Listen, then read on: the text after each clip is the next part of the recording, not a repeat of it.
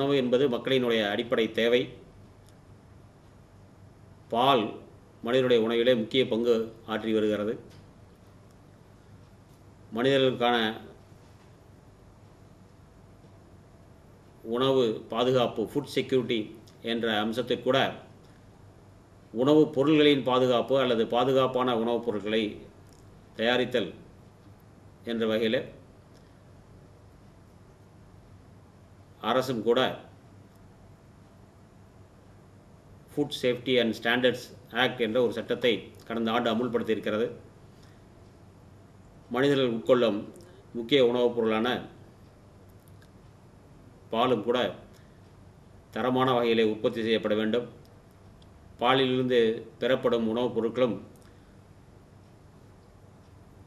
அதனை உட்கொள்ளும் மனிதர்களுடைய பாதுகாப்பை உறுதி செய்யும் வகையிலும் ஏற்றுமதிக்கு ஏற்ற வாய்ப்புகளில் ஏற்றுமதிக்கு ஏற்ற தரக்குறியீடுகளை உறுதி செய்யும் வகையிலும் அமைய வேண்டும். அந்த வகையில் தரமான பாலினை உற்பத்தி செய்வது என்பது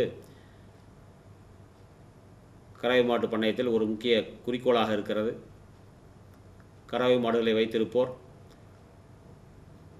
கறவை இயந்திரத்தை பயன்படுத்துவதன் மூலம் அவர்கள் உற்பத்தி செய்யும் பாலின் தரத்தை உறுதி செய்வதோடு கறவை மாட்டு பண்ணையத்தில் ஆகும் செலவினம், வேலையாள் தேவை போன்றவற்றையும் கூட குறைப்பதற்கு கறவை இயந்திர பயன்பாடு மிகவும் முக்கிய பங்காற்றும்.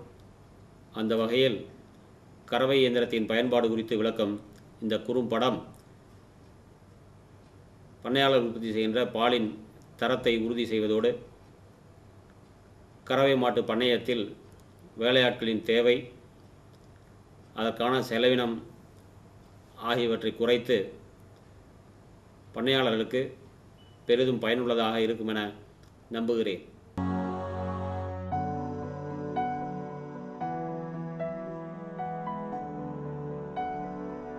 இந்திய வேளாண் ஆராய்ச்சிக் கழகம் தேசிய புத்தாய்வு திட்டத்தின் கீழ் பாலின் மதிப்பூட்டு தொடர் நிகழ்வு திட்டம் ரூபாய் 3.4 கோடி நிதி உதவியுடன் தமிழ்நாடு கால்நடை மருத்துவ அறிவியல் பல்கலைக்கழகத்தின் சென்னை கால்நடை மருத்துவக் கல்லூரியில் உள்ள பால்வள அறிவியல் துறையில் செயல்பட்டு வருகிறது.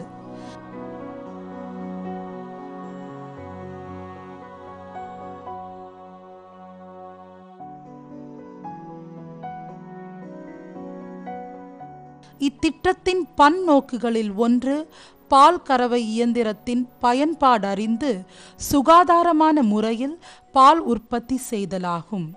இதற்கென திருவள்ளூர் மாவட்டத்தில் உள்ள பேரண்டூர் கிராமம் தேர்ந்தெடுக்கப்பட்டு